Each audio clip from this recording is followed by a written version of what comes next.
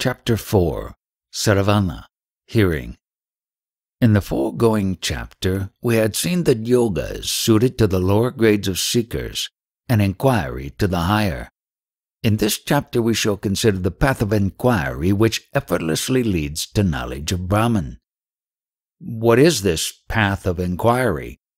From the Shastras, it is well known to consist of Sravana, Manana, Nidhyasana, and Samadhi, i.e., hearing the truth, reflection, meditation, and blissful peace. The Vedas themselves declare it to be so. My dear, the self must be heard from the master, reflected, and meditated upon. In another place it is said that in blissful peace the self must be realized. The same idea has been repeated by Sri Sankaracharya in his Vakyavritti, namely that until the meaning of the sacred text, I am Brahman, is realized in all its true significance, one must be practicing Shravana, etc. In ADVAITA-BODHA-DEEPIKA, Sri Vidyaranya Swami has said that inquiry is the means of knowledge and it consists in hearing the truth, reflection, and meditation. Only the state of blissful peace of awareness, in which Brahman alone exists and nothing else, is the true nature of knowledge. The non-revival of the knot of the ego parading as I, which has been lost once for all, is its effect, always to remain fixed as I am the Supreme Self, just as strongly, unequivocally, and unerringly as the heretofore ignorant identification, I am the body, is its end. Liberation is its fruit. From this it follows that only hearing, etc., is the inquiry into the self. To hear the supreme truth, reflect and meditate on it, and to remain in samadhi, form together the inquiry into the self. They have for their cause hetu, the aforesaid four sadhanas, namely discernment, desirelessness, tranquility, and desire to be liberated. Which of these is essential for which part of inquiry will be mentioned in its appropriate place. Here we shall deal with Ravana. Ravana consists in ascertaining, by means of the 6 proofs considered together, that the Vedas aim at the non-dual Brahman only. To analyze Ravana under the 5 categories, intense desire to be liberated gives rise to it. Always to be hearing of the non-dual Brahman is its nature. The complete removal of that aspect of the veiling power of ignorance which says, it, Brahman, does not exist, is its effect. Non-recurrence of this veiling power is its limit. A firm indirect knowledge is its fruit. How can the desire to be liberated be said to be its cause? In the Sruti it is said, in the state of dissolution, before creation, there was only the non-dual reality. This reality is the same as the self. Only he who is eager to be liberated will seek the knowledge of the self and take to hearing it. No other is interested in it. Therefore, eagerness to be liberated is the essential requisite for this part of inquiry, viz., Ravana. Just now you said that always to be hearing of the non-dual self is the nature of Ravana. Who is this non-dual self? He is famous in the Srutis as the consciousness beyond the gross, subtle, and causal bodies, apart from the 5 sheaths and witness of the waking, dream, and sleep states. What can be beyond the gross, subtle, and causal bodies? Of these, the gross body is composed of skin, blood, muscles, fat, bones, nerve stuff, and lymph. It is secreting and excreting. It is born and it dies. Like a wall, it is insentient. Like a pot, it is an object of the senses. The subtle body is the internal organ, antakarana, well known as the mind, which functions as the I mode and this mode, together with the 5 vital airs, the 5 senses, and the 5 organs and limbs.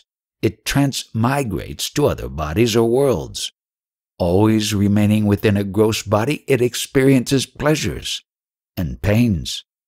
The beginningless, neither real nor unreal, and indescribable ignorance manifests these subtle and gross bodies and is therefore said to be the causal body. These 3 bodies are contrary to the nature of the self. How? The gross body is insentient. The subtle is pain-ridden. The causal is unreal. These are the opposites of the being, knowledge, bliss nature of the self. Therefore the self must be different from these. How is it so from the 5 sheaths also? The 5 sheaths are the material, the vital, the mental, the intellectual, and the blissful ones. Of these, material sheath is born of food and grows with food. It is thus food modified. Therefore it is material, like a sheath to a sword. The body covers the self and obstructs its knowledge. Therefore it is the material sheath. Moreover, it has a beginning and an end. Therefore it is not the self who is eternal. Together the vital, the mental, and the intellectual sheaths form the subtle body. To the 5 passages in the body functioning in 5 different ways according to its modes. The vital air, together with the 5 organs and limbs, obstructs the self from being known. Therefore this is the vital sheath. Being insentient, it cannot be the self. Join with desire, anger, etc., thinking this and that. This mode of mind manifests the latencies. Together with the 5 senses, this mode forms the mental sheath. Being insentient, it cannot be the self. Definitely to make out the this and that ideas of the mind to be a pot, a cloth, etc., to have the false notion of I in the body, etc., and that of mind in home, wealth, lands, etc., is the nature of the I mode. United with the 5 senses, this I mode forms the intellectual sheath. Arising in the waking and dream states, joined with the body, permeating it from head to foot, it is resolved in swoons or in deep sleep state. Therefore it cannot be the eternal self. After waking from deep sleep, everyone feels, I did not know anything. I slept happily. Here ignorance and bliss are the experiences. This blissful ignorance is the blissful sheath. Being ignorant, it must be insentient and non-self. So far, all the 5 sheaths have been shown to be non-self. The experiencer in them must be different from them, like the seer of a pot remaining different from it. There can be no doubt on this point. How is the self said to be witnessing the 3 states? The 3 states are waking, dream, and deep sleep, through which the jiva, or the false I, or the ego, passes, identifying itself with the gross, subtle, and causal bodies respectively. The self must therefore be the consciousness witnessing these 3 states. It is not identical with any or all of them. If these 3 states are not of the self, of whom else can they be? They can be only of the ego, which assumes them, whereas the self is unconcerned. Affecting the waking state, the ego, in the guise of visva, enjoys the gross sense experiences. Similarly, in dream is tejasa, he enjoys the subtle experiences. And in deep sleep as prajna, he experiences ignorance. Therefore the ego must be the experiencer in these states and not the witnessing self. What makes you say that the ego and not the self is the experiencer of the three states? In deep sleep, the ego becoming dormant, no experience or experiencer is seen. Only on the rise of the ego are they found. He must therefore be the experiencer. His are the two states of waking and dream. They cannot be those of the self. Who is deep sleep then? It is also of the ego, because just as it arrogates to itself the waking and dream state, saying, I woke up, I dreamt, so it does the deep sleep state, also by saying, I slept.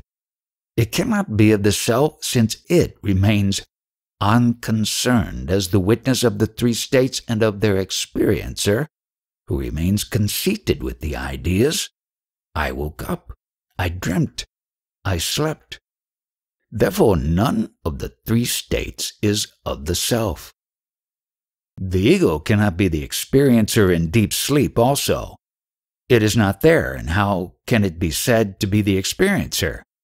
In the waking and dream states, the ego is rightly said to be the experiencer. In deep sleep, the self must be the experiencer. You are not right. The jiva, i.e. the ego, who in the waking and dream states appears as the intellectual sheath to enjoy gross and subtle things, sinks in deep sleep to remain dormant as the blissful sheath, experiencing ignorance and bliss as, I did not know anything. I slept happily. Had the ego not been present in deep sleep on waking, there could not be the recollection. I did not know anything. I slept happily.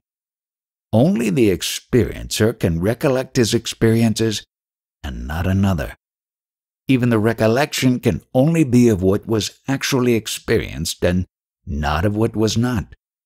On waking, it is the ego which says, I did not know anything, I slept happily. From this it is clear that the experiencer in the deep sleep was the ego and not the self. But for the blissful sheath of deep sleep, what can the witnessing consciousness be? As the blissful sheath, it is ignorant. This ignorance is recognized later. The recognizer must be different from recognition, and he must be the experiencer of the blissful sheath. Now that he has fancied himself as the blissful sheath, which is none other than ignorance, he remains ignorant himself because ignorance cannot know itself. Therefore it follows there must be the witness of this ignorance, who simply illuminates the blissful sheath which appears as the idea, I do not know anything, and remains apart from it. This witness is the self. What evidence is there to prove that in deep sleep all is reduced to dormancy, leaving the witness unaffected?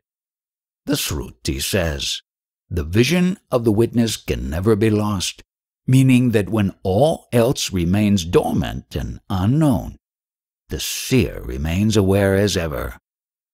Well, in deep sleep, which is itself ignorance, a cognizer is rightly inferred, but in the waking and dream states, the intellectual sheath can be the cognizer, and there is no place for a witness apart. You cannot think so. Just as in deep sleep the self is the cognizer of the ignorance, so also in the other states it is the witness of the intellect, knowing all waking and dream notions such as I dreamt, I woke up, I went, I came, I saw, I heard, I know, which clearly indicate a knower.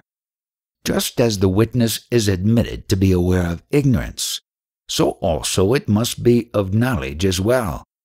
Moreover, being a knower at one time and not knower at another time, the intellectual sheath cannot be the witness. If so, let the self, the witness of the intellect, be also the experiencer. No, the witness of deep sleep and of its experiencer cannot be the experiencer of the waking and dream states. If the self be the witness of deep sleep and of its experiencer, can it not be the experiencer of the waking and dream states? No, he who sleeps must wake up or dream dreams. Never sleeping, ever aware is the witness of the three states and of their experiencer who thinks, I slept, I dreamt, I woke up. The self cannot have the three states nor be their experiencer. This cannot admit of any doubts. Why should not the self be both witness and experiencer of the three states? Just as the witness, watching two men fighting with each other, does not fight himself, so also the witness cannot be the experiencer. Again, as the fighter does not simply watch the fight but himself fights, so also the experiencer cannot be the witness. Therefore the same self cannot be both the experiencer and the witness. Now what is the conclusion? The false I is the experiencer, and the other one who is unconcernedly watching the states and their experiencer is the witness. In that case, for the three states, are there three different witnesses, or is there only one? The witness is only one, whereas the states alternate one with another. The witness does not change. The same continuous awareness runs through the appearance, staying, and disappearance of the three states. Thus the witness of the three states is the self. The witnesshood of the self has thus been described. In this manner the tatastha laksana of the self has been described. Now we shall consider its swarupa laksana. It is being, knowledge, bliss, single, all-permeating, untainted, perfect, unchanged, and non-dual. What is meant by its being? Always it remains witnessing the appearance and disappearance of all the states superimposed on it. Nay more, it was the witness not only of waking, dream, and deep sleep states, but also of the births, growths, childhood, youth, old age, and deaths of previous bodies, just as it is of this body and will be of future bodies. It is thus the one, continuous, ever-existent witness of all these. Its being is thus obvious. What is meant by its being knowledge? Inasmuch as it always remains illumining and manifesting the three states and their relative false I, knowledge is self-evident. What is meant by its being bliss? Always being the one object of supreme joy. Rather, supreme joy itself, the self is bliss. Is not the non-self also pleasing? No. Why not? Not by itself, but only as an object of enjoyment for the individual self. The non-self is dear as husband, wife, child, wealth, home, pleasing unguents, sweet scents, etc. Why are they said to be not pleasing by themselves? Should they be so, they must always remain so. At one time, one thing is pleasing, and at other times, the same thing is nauseating. How? Take a woman, for instance. When the man is lustful, she is fancied to be pleasing. When he suffers from fever, she is not wanted. For a man grown desireless, she is of no interest at all. According to the circumstances, the same woman can be pleasing, unwanted, or of no interest. The same applies to all other objects of enjoyment. Thus the non-self cannot be pleasing. Is the self always pleasing?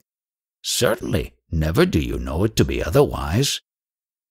In cases of unbearable pain, the self is given up in disgust. How can it be said to be always pleasing? The self can never be given up because he who in disgust relinquishes the sufferings that are alien to him does not give up himself. It is the self that is given up by himself.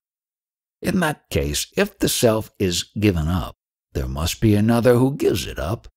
On the other hand, he being the one who gives it up, gives up the painful body which is different from himself and not himself. Furthermore, the very fact of occasional disgust with the body, etc., proves that the non-self is painful and the self joyful. How does it prove this? Should the self be painful, pain could never be disliked, because one's true nature is joy. One dislikes pain in the shape of body, etc. Not being natural but only adventitious, ailments are not liked. Had they been natural, they could not be disliked, just as the dislike of illness, etc., shows that they are not natural but only adventitious. So also the dislike of the body, etc., shows that these are similarly not natural, and that joy is one's own eternal nature. Therefore, sudden and intense disgust with the body, etc., makes a man rid himself of them but not of the self. This very fact teaches that the body, etc., are not the self. It must now be obvious how the self can never be the object of dislike to anyone. Even if the self cannot be detested, can it not be an object of indifference? No. Being oneself, the one who is indifferent, one can be indifferent to the non-self, e.g., a pebble or a blade of grass, but not to oneself. Therefore the self is not an object of occasional dislike like the body, woman, etc., nor of indifference like a blade of grass or a pebble. Always, it is joy itself. If the self is always pleasing, and so are sense objects at the time of enjoyment, let them also be regarded as pleasing. The delight in any object is not lasting, but what is now delightful soon yields its place to another more so. There are degrees of pleasure and succession of the objects liked. The pleasure in objects is only wanton and not steady. This is possible only if the pleasure is born of one's own delusion and not of the intrinsic value of the object. For example, see how a dog chews a dry, marrowless bone until the blood comes out of the wounds in its mouth, fancies the taste of its own blood to be that of the marrow of the bone, and will not part with it. Should it find a similar bone, it drops down the one in its mouth and takes up the other. In the same way, superimposing his own joyful nature on the detestable objects of fancy, the man delights in them by mistake, for joy is not their nature. Owing to the ignorance of the man, the objects which are really painful by nature seem to be pleasing. This seeming pleasure does not remain steady in one object, but often shifts to other objects. It is wanton and graded and not absolute, whereas the joy of the self is not captious. Even when the body, etc., are cast off, this joy endures in the self forever. It is also absolute. Therefore the self is supreme bliss. So far the being, knowledge, bliss nature of the self has been established. Do these three, being, knowledge, and bliss, form the qualities or the nature of the self? These are not qualities, but the very self. Just as heat, light, and redness form the nature of fire and are not qualities, so also being, knowledge, and bliss are the nature of the self. If the self has three forms, as being, knowledge, and bliss, are there then three selves? No, it is only one. Just as the fire showing forth as heat, light, and redness is not three, but only one, or water appearing as coldness, fluidity, and taste is only one, so also the self shining forth as being, knowledge, bliss is not three, but only one. If the self is only one, how can it be said to be all-permeating? It is correct to say that the self, being only one, is all-permeating because it is all-knowing. It, as knowledge, can permeate all. Being the inmost self, aware of the five sheaths of the body, can it be all-knowing? Yes, it can. The whole universe made up of the five elements, the combinations and mutations, is seen by itself and by no other. Being insentient, the others cannot know. Otherwise the insentient, like a pod, etc., should be knowing. But it is not so. Only it knows all of them, but they do not know it. It is the all-knower. The self perceives only such things as are within the ken of the senses and not those beyond. Where does it perceive Mount Meru or heaven? It knows all. In the self which is but the ether of knowledge, all that is non-self, i.e. insentient, appears in both manners, as perceived or unperceived. Just as in the ether of knowledge and not elsewhere, the home, lands, village, town, and country seem perceived by the senses, so also things beyond the senses, such as Mount Meru or heaven, appear as unperceived by them. Can anything unperceived by the senses appear at all? Yes, it can, though non-existent like the son of a barren woman. Yet in the ether of knowledge, the home, etc., appear as objects of perception, because the latencies of the mind present themselves so. In the same manner, though unreal and unperceived, Meru, etc., are fancied by the mind and appear in the ether of knowledge. How? Before witnessing consciousness in dreams, the mental phenomena present themselves as objects of perception, such as the home, etc., and also others beyond perception like heaven, etc. In the same way, they do so in the waking state too. Otherwise, one cannot say, I do not know heaven, Meru, etc. However, one says, I do not know heaven, Meru, etc. This means that heaven, Meru, etc. appear as objects unperceived by the senses. Thus, the self, which knows all the insentient non-self, like Mount Meru, etc., is this self only. If not found in all, everywhere, but seen only within as the inner self, witnessing the five sheaths, how can it know all? Certainly it cannot do so. In itself the mind fancies things far and near, perceptible and imperceptible, known and unknown. As their substratum, the self runs through and knows them all. The self is thus all-pervading. Therefore the same self only is in all, and there can be no doubt of this. Should the self be all-pervading, it must be associated with all and therefore tainted. No. Like the all-permeating ether, it is impartite and therefore unassociated, not only untainted like the ether, but also surpassing it.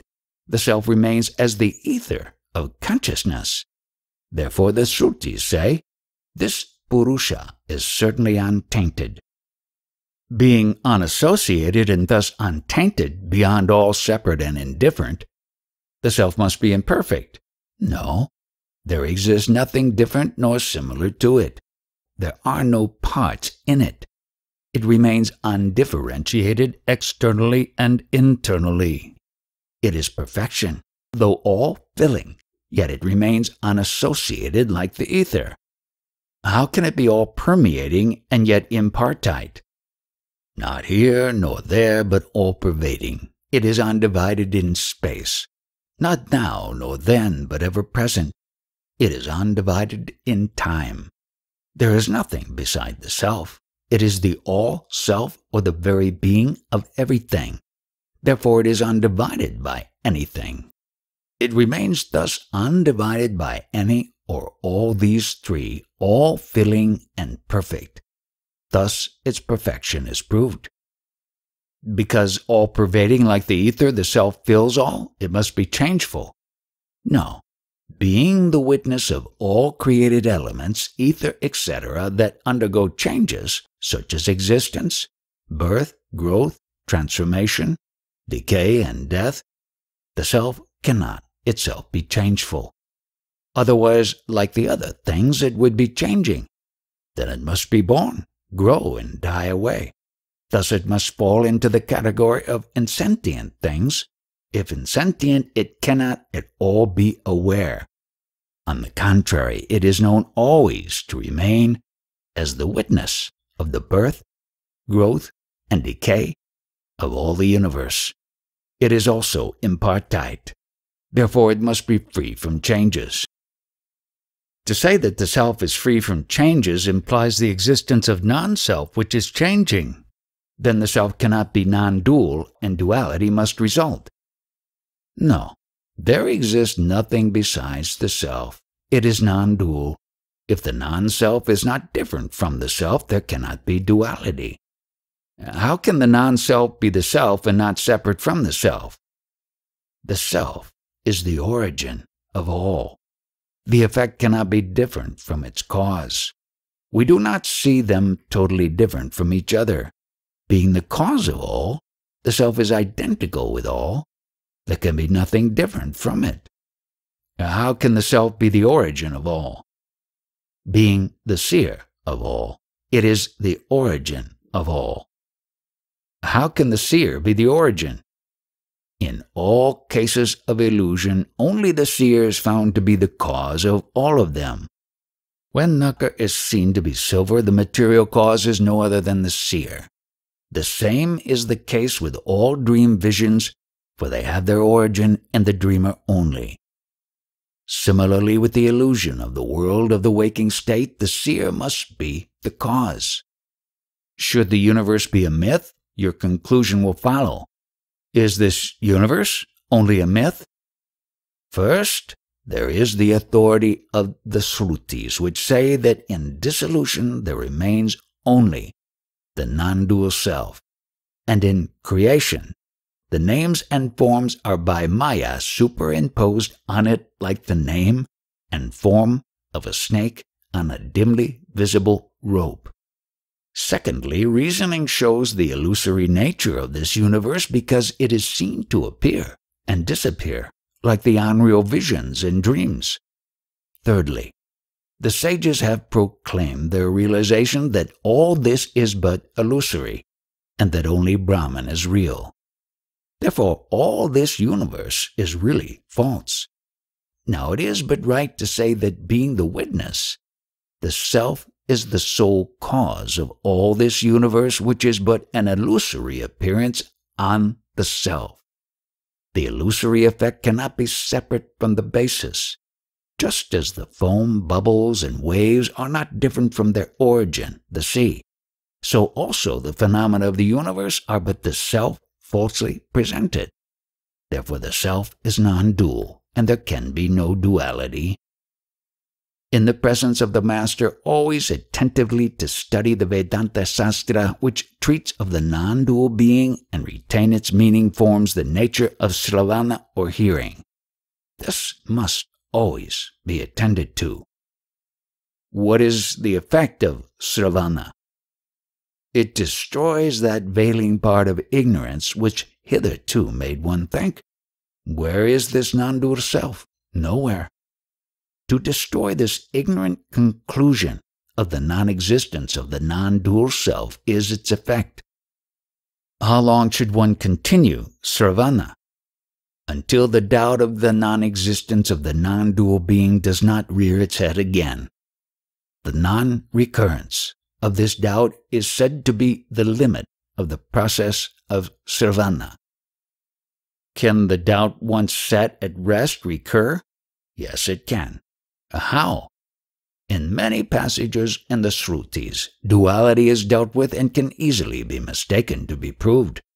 For instance, one studies the Sastras dealing with Vishnu and becomes devoted to him. Later on, finding other gods similarly dealt with, one's devotion to Vishnu is likely to suffer. In the same manner, a study of the Advaita Sastras removes the doubt regarding non-dual being. Yet the Veda Sastras may lead to a different conclusion, and the student may lose faith in the non-duality of being. Therefore, one must continue Sravana till the different texts do not shake one's reasoned faith in non-dual being. What is the fruit of Sravana? When once for all the non-belief in the non-duality of being is destroyed, no sacred text or tricky argument can make the seeker deviate from his faith. All obstructions to his faith thus removed, he remains steady in his indirect knowledge of non-dual being. This is the fruit of Sravana. What is this indirect knowledge? to know the true nature of the inmost self, not by direct experience but by a study of the sastras, is called indirect knowledge. Although one does not see Vishnu face to face, yet through the evidence of the sastras one believes in his existence. This forms only common, samanya, knowledge. Similarly, a common knowledge of non-duality of Brahman gained through the Advaita Sastras is indirect knowledge. Why should the knowledge arising from Ravana be said to be indirect? Can it not be direct? No. So long as the inner self cannot shine forth owing to the other veiling aspect of ignorance, abhanavarana, mere knowledge of its existence cannot be called direct. Is this confirmed by others also? Yes, Sri Vidyaranya Swami says in ADVAITA-BODHA-DEEPIKA, though by Ravana, Brahman can be understood to be being knowledge bliss, yet it cannot thus be directly experienced as the soul being witnessing the five sheaths. Although from the sastras, Vishnu is understood to be four-armed, holding a disc, a conch, and a mace in his hands, and even a mental picture of him can manifest in one-pointed meditation, yet he is not seen directly with these eyes. Therefore the knowledge of him remains only indirect. The knowledge gained from the sastras is thus only indirect and not directly experienced. Similarly, the knowledge gained by Ravana can remain only indirect and is not directly experienced. Here Vishnu is not the self but is different. It is but right that knowledge of him gained from the sastras remains indirect. But Brahman is not different from the self to the seeker who is ignorant of this identity. The Shrutis reveal the fact saying that thou art. On learning its true significance, he should be said to have directly realized the truth. This knowledge cannot remain indirect like that of heaven, etc. Ravana must therefore end in direct experience knowledge. Not so. It is true that the sacred text reveals the truth that thou art. Still, direct knowledge does not result merely by hearing it. In the absence of inquiry into the self, knowledge cannot become direct. In order to have this indirect knowledge directly experienced, it is necessary to reflect on it. Here ends the chapter on Ravana. The student who reads this carefully will gain indirect knowledge. In order to experience directly, he will seek to know the nature of manana, or reflection. Chapter 5. Manana, reflection. Master, on hearing it from you, the nature of the self is now clear to me, but the knowledge remains only indirect. Kindly instruct me in reflection, by practicing which the darkness of ignorance now hiding the self may vanish and direct experience result. Always to direct the thought with subtle reasoning upon the non-dual self that is now known indirectly is called reflection. Please tell me its cause, nature, effect, limit, and fruit. Discernment of the real from the unreal is its cause. Inquiry into the truth of the non-dual self is its nature.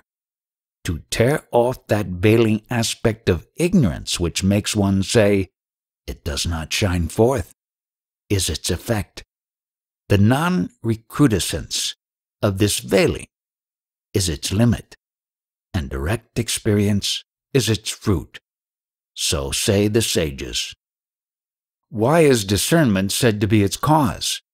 Only he who by discernment of the real from the unreal has acquired indirect knowledge is fit to seek by inquiry the direct knowledge of experience. No other can succeed in the search for it. Why should not the desire for liberation be the cause of reflection? A mere desire to be liberated cannot make a man fit for inquiry into the self. Without Ravana, one cannot have even an indirect knowledge. How can one succeed in one's inquiry? Only after knowing the nature of the self should one proceed to seek it. Ignorant of its true nature, how can one investigate the self? Simple desire to be liberated will not suffice. Should not this desire lead to inquiry? With the rise of this desire, the man will begin to hear about the nature of the self and gain direct knowledge, which must enable him to undertake the inquiry. This amounts to saying that the seeker possesses discernment. He is not only desirous of liberation, but also discerning in intellect. With Ravana comes this faculty of intellectual discernment of the real from the unreal, or the self from the non-self. This is called indirect knowledge. The Sastras say that only he who possesses indirect knowledge can discern the real or the self from the unreal or the non-self, and is fit for inquiry into the self. Therefore, discernment is the sine qua non for inquiry. Even if the desire for liberation be not the particular visesa, cause of reflection, could not either desirelessness or tranquility be the cause of it? All these are only general aids for reflection, but not its particular causes. A desireless, tranquil man need not necessarily have the indirect knowledge of the self and is therefore unfit for inquiry into the self. There are men of austerities who are desireless and tranquil, but not anxious for liberation. Having no desire for liberation, they have not heard at all about the self. How can they be said to be not desirous of liberation? Inasmuch as they engage in austerities without taking to Ravana, etc., which is the only gateway to liberation, the absence of desire for liberation is inferred. No, they too can be desirous of being liberated. If so, they must give up their austerities, always remain with the Master, and engage themselves in hearing of the self. If it be said that they have already done Ravana also, then since they have gained indirect knowledge, they should be engaged in reflection. Not having done Ravana, though endowed with desirelessness and tranquility, they are incapable of discerning the real from the unreal, and therefore unfit for inquiry into the self. Desirelessness, etc., can only be aids to this inquiry, but not its chief causes.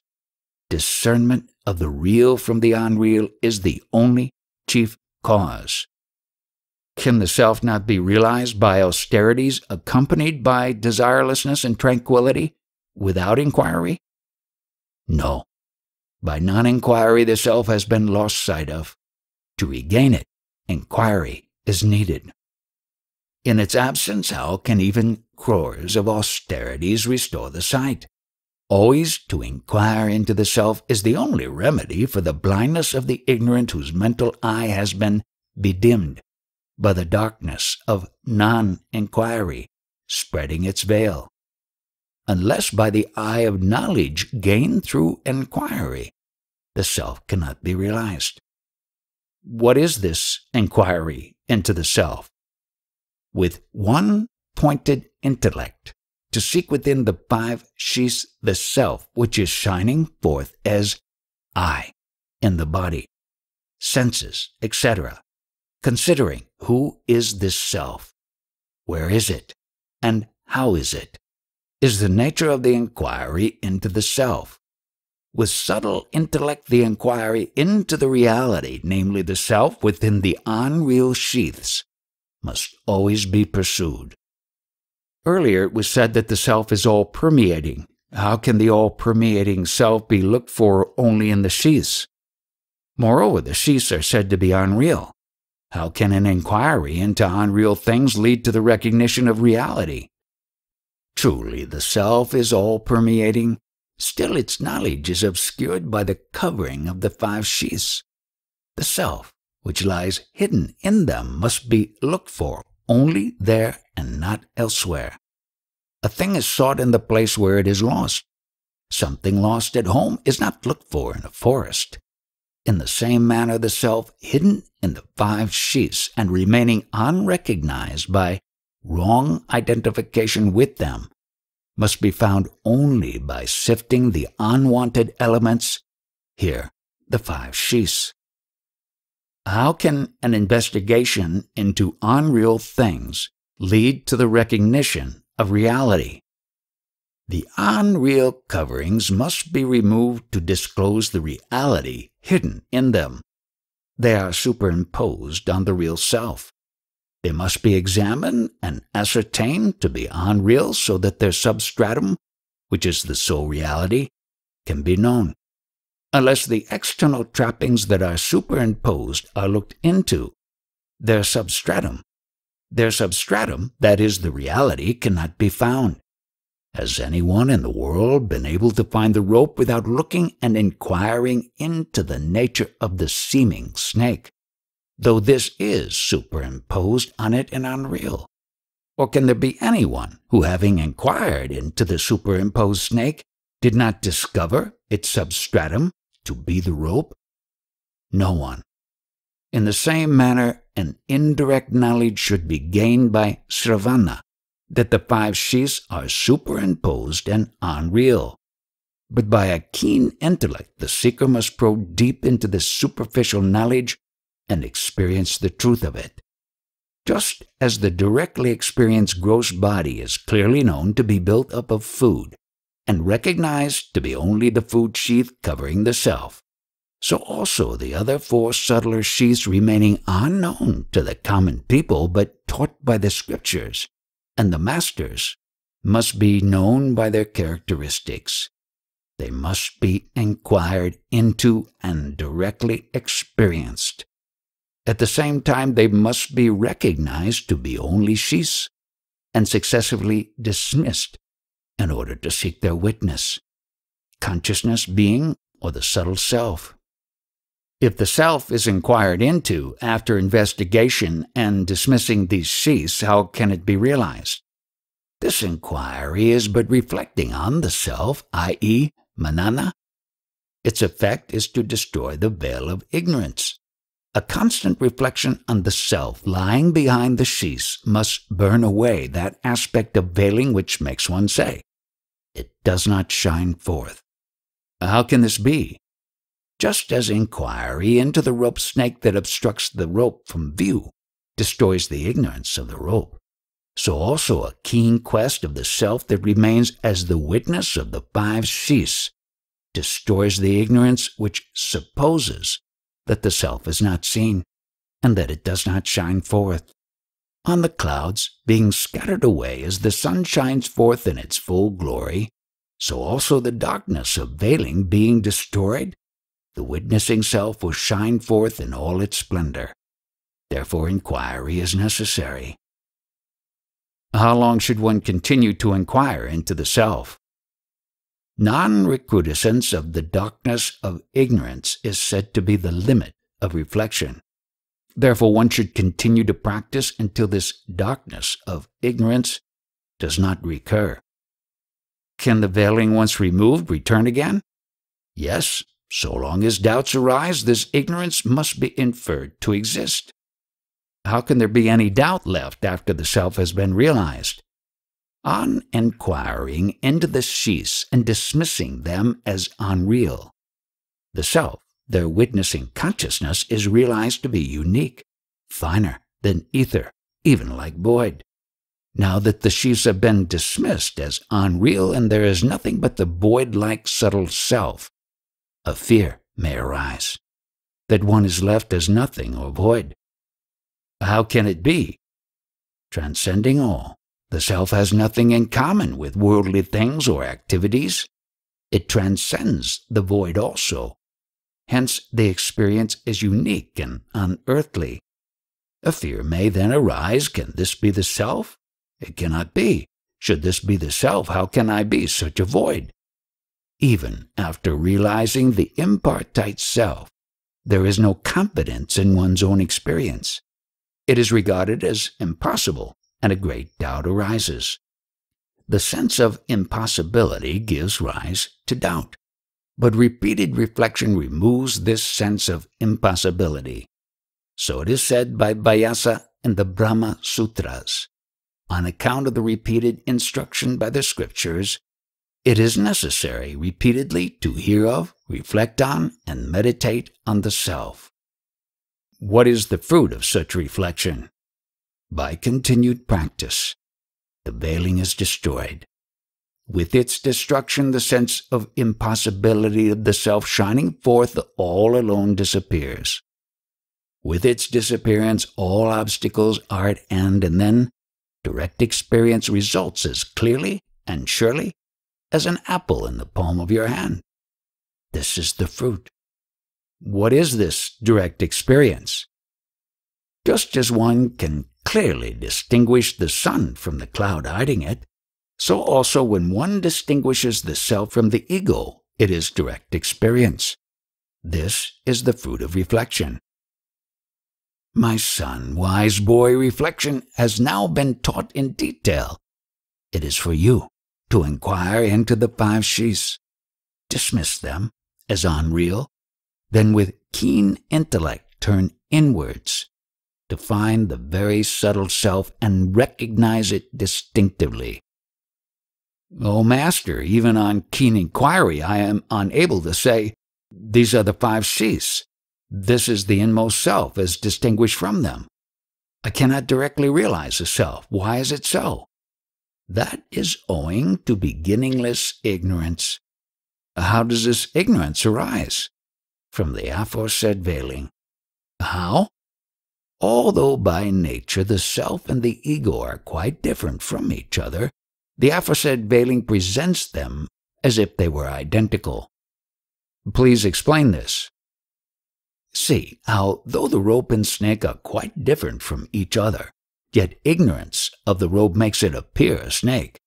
So also the self, being hidden by the darkness of veiling, does not shine forth, and in its place only the functions of the ego, doership, etc., are seen. Therefore inquire into the nature of the 5 sheaths, find them, realize them, and then reject them as non-self.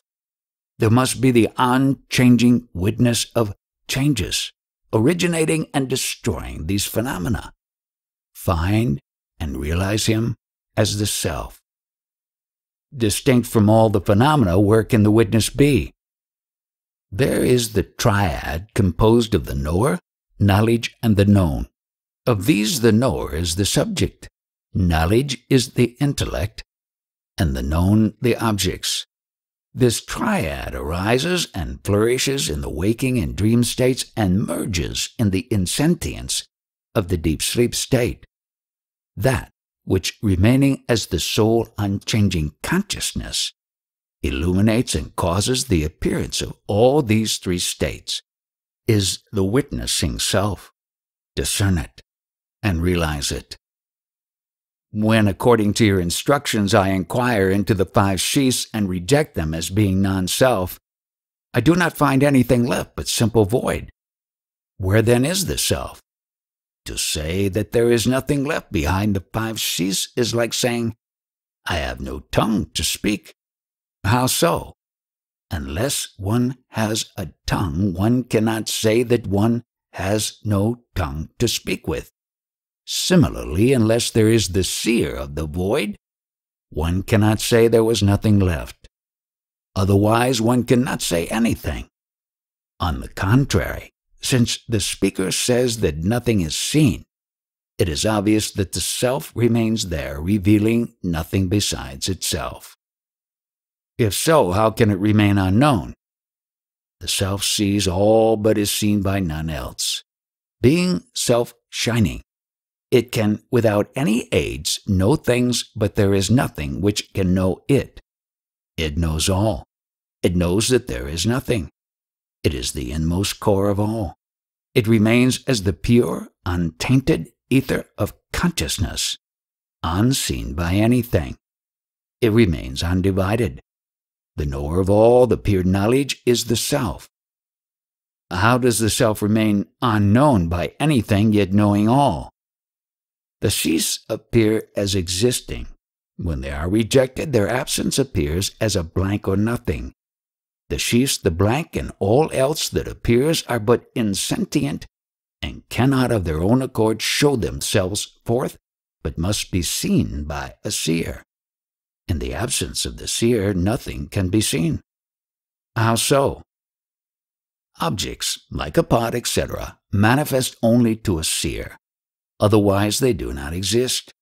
In the same manner, the void beyond the five sheaths manifests because there is a seer.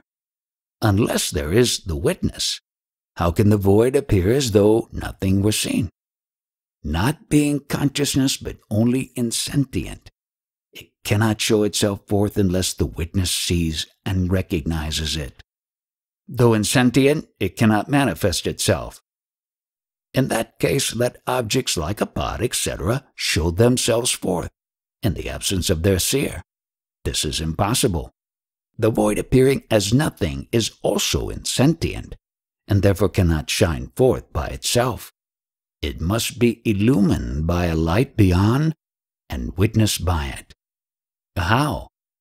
Just as clouds, etc., above, or objects like a pot, etc., below, are not self-luminous, but must be illumined by the sun which lies millions of miles beyond and is self-effulgent, so also the void, etc., beyond the intellect and objects fancied by it, are insentient and non-luminous, but must be illumined by the transcendent, self-shining consciousness. Beyond the void and distinct from it, there is the witness seeing the void and all else. He is the self, unknown by anything, yet knowing all. By your intellect made subtle, find and realize the self. On the nature of the self being thus made clear by the Master's words, like an apple in one's hand, the disciple was able directly to realize the self. He then expressed his joy thus: "O Master, I have directly experienced the self. I have now known it well. How do you find the self to be? Witness of all objects, void, etc., knowledge, aware of all, very majestic, inestimable, unfathomable, beyond the senses, mind, intellect, etc., unassociated, untainted, formless, not gross, not subtle, not atomic, not massive, not white or black nor otherwise colored, not dark nor bright, but finer and purer than ether is the self. Not the least trace of any change is to be found there. Owing to the light of consciousness, all changing objects in the void appear outside the intellect and far from it. The self has no modification. How then do the notions I am fat, I am lean appear in the self? The veiling factor of ignorance hides the true nature of the self from all. Without seeing the self, all mistake the sheaths for the self. This is owing to ignorance only. In fact, there is no modification in the self. Though pure and colorless, the sky seems blue. Similarly, ignorance makes the self look as if changing, whereas it remains only unchanging and untainted. Here and now it is clearly known. It can never be absent.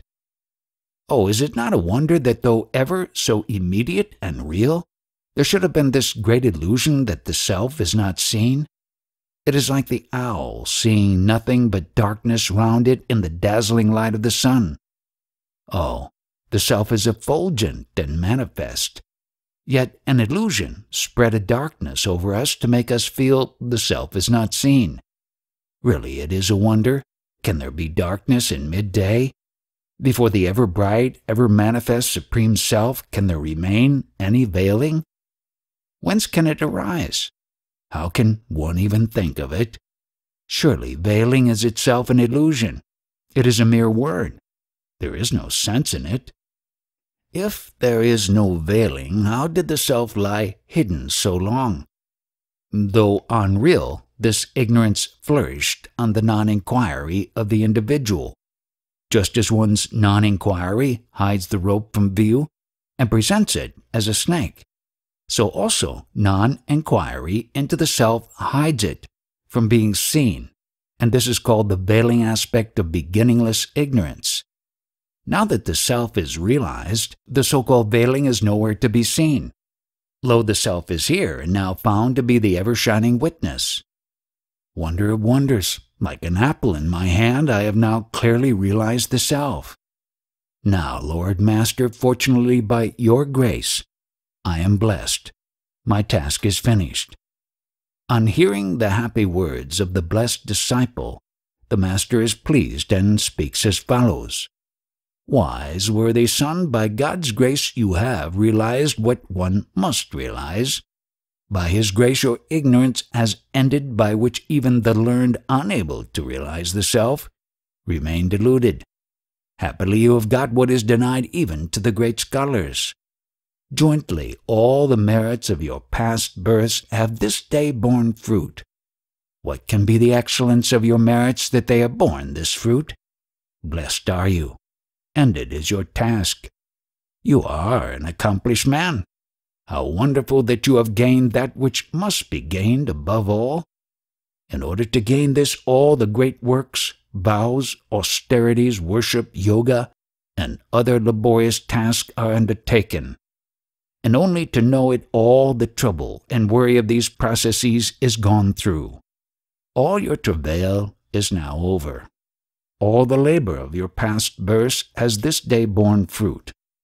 Only in ignorance of this supreme thing, all people lie sunk in the fathomless sea of repeated births and deaths. You have reached the shore beyond this sea. In ignorance of this, all men mistake the body, senses, etc., for the self. You have found this self. Therefore you are really wise, truly intelligent. There can be no doubt of this. So far you have really quested and realized the significance of thou in the text that thou art. On the same lines, pursue your inquiry and realize the significance of that in the text. Please tell me, Master, the direct and intended meaning of that, just as for thou, they are the sheaths and the witness, respectively.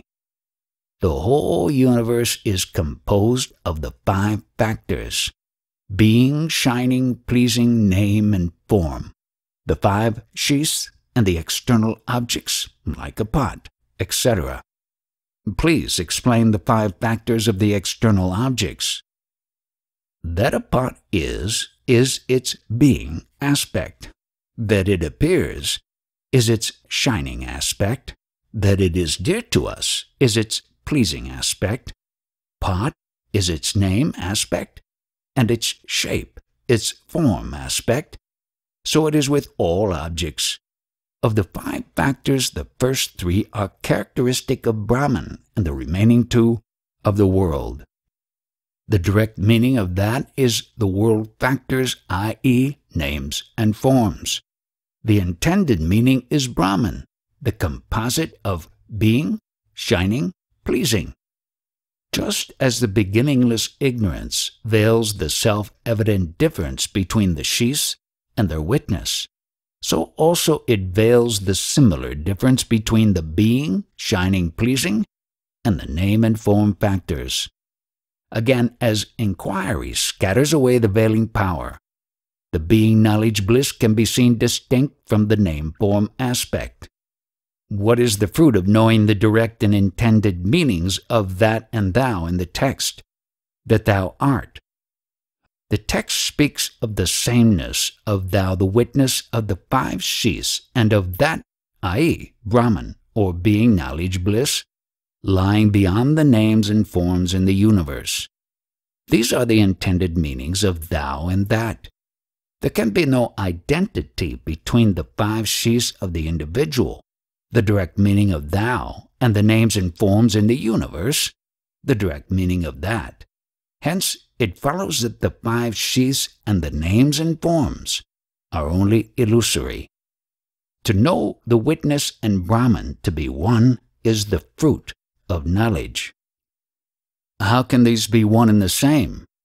Being only, being, knowledge, bliss, both of them must be the same. Just as the ether in a pot and that in the open have the same characteristics and are therefore identical, so also the witness and Brahman. having the same characteristics, namely being, knowledge, and bliss, are one and the same. The ether of the pod is that of the open and vice versa. So also the witness is Brahman, and Brahman is the witness. Inasmuch as Brahman is impartite, perfect wholeness, the witness being Brahman must also be impartite, perfect wholeness. Therefore it is established that the self is one unbroken bliss. What is the fruit of this knowledge? To reject the five sheaths and names and forms and objects as something inexpressible, only superimposed on the reality. Illusory to practice that the substratum, i.e., Brahman of being, knowledge, bliss, is the self, and to realize it as I am Brahman, with the resulting supreme bliss of being, the Brahman, is the fruit of this knowledge. Here ends the chapter on reflection. The wise student who carefully reads and practices it can realize himself as Brahman, i.e., being, knowledge, bliss. Chapter 6, Vasanaksaya, the annihilation of latencies. This chapter succeeds the 5 earlier ones on superimposition, its withdrawal, the requisites of the seeker, hearing, and reflection. To the disciple who, after reflecting on the self, has gained direct knowledge, the master further says as follows: Wise son, the sastras have nothing more to teach you. You have finished them. Henceforth you must meditate on the self. The scriptures say, Dear, the self must be heard of, reflected, and meditated upon. Having finished reflection, you must proceed with meditation. Now, give up the sastras. Is it proper to give them up? Yes, it is proper. Now that by inquiry you have known what need be known, you can unhesitatingly give them up.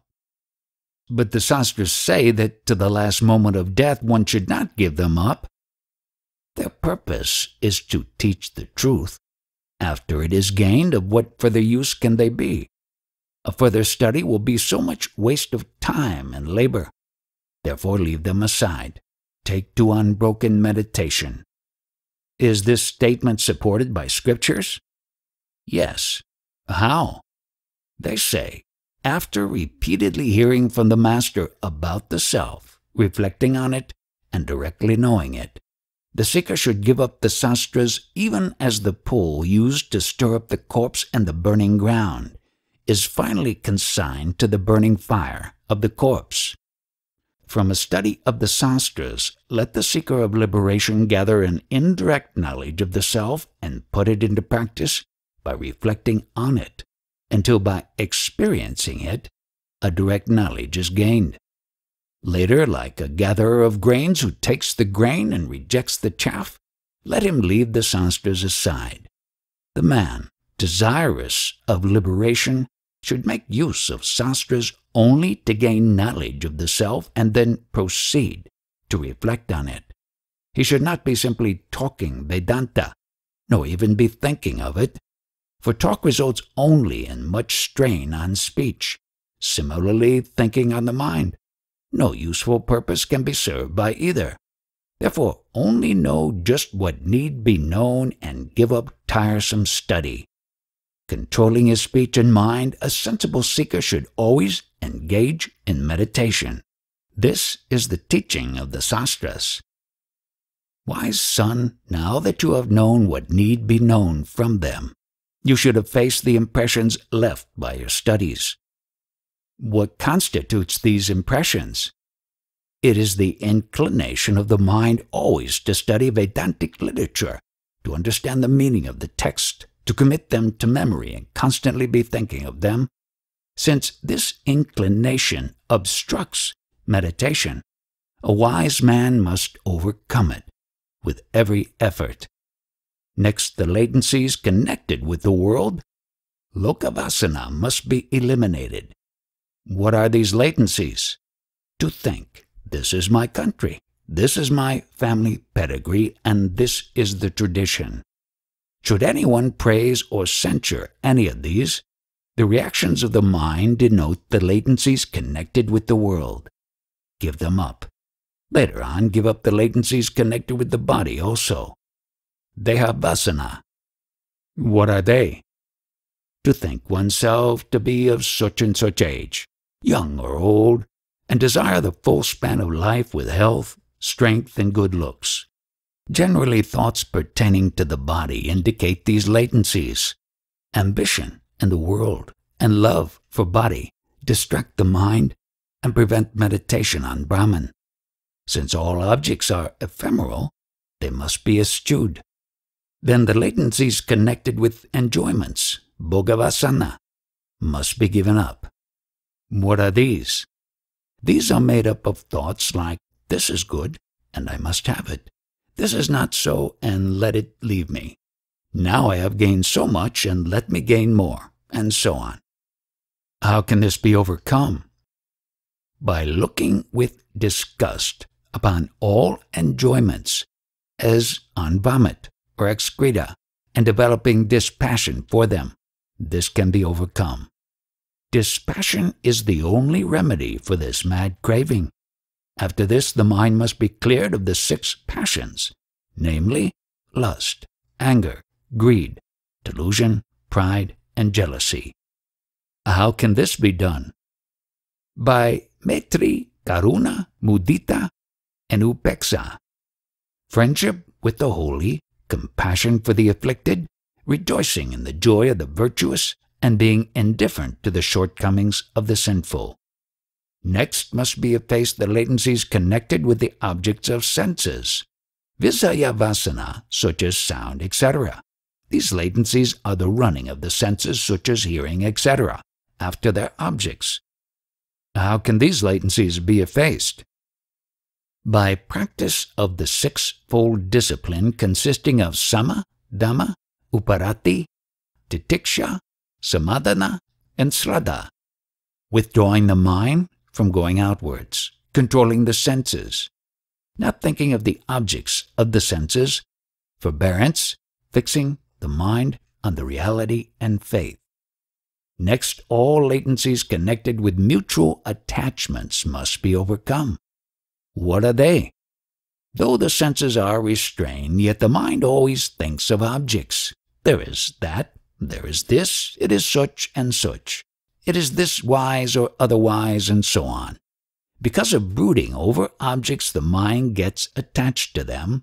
This constant brooding is called the latency connected with mental attachment. How can this be checked? By practicing uparati, which means desisting from all thoughts after concluding by proper reasoning that they are only fruitless daydreams. When in the right manner all this has been accomplished, the greatest evildoer, namely the latency connected with wrong identity, must be put an end to, even with great effort. What is this latency connected with wrong identity? Viparita-vasana? Owing to beginningless ignorance, the non-self is mistaken for the self as I am the body from time immemorial. This ignorance is hardy and can be ended only by the practice of Brahman. What is this practice? It consists in discarding the body, senses, etc. as being non-self, and always remembering that I am Brahman, remaining as consciousness witnessing the insentient sheaths, meditating on Brahman in solitude, speaking of or teaching only Brahman in the company of others, not to speak or think of anything but it, but always one-pointedly to think of Brahman is the practice. Yogavasita upati prakaraman. So say the wise, by this transcend the ego and then proceed to eliminate the idea of mine. What is the nature of this idea? It consists in the single concept of mine in relation to the body or whatever pertains to it, such as name, form, clothing, caste, conduct, or professions of life. How does this go away? By a steadfast meditation on reality. How? Always be aware that the body, etc., its interests and effects, enjoyments, activities, etc., are only figments of ignorance on pure knowledge, i.e. the self, that like the appearance of silver on nacre, ornaments in gold, water in mirage, blueness in the sky or waves in the water, all but the self are only false presentations or illusory modes of the self. In reality there is nothing but ourself. Next, the sense of differentiation. Bheda vasana must go.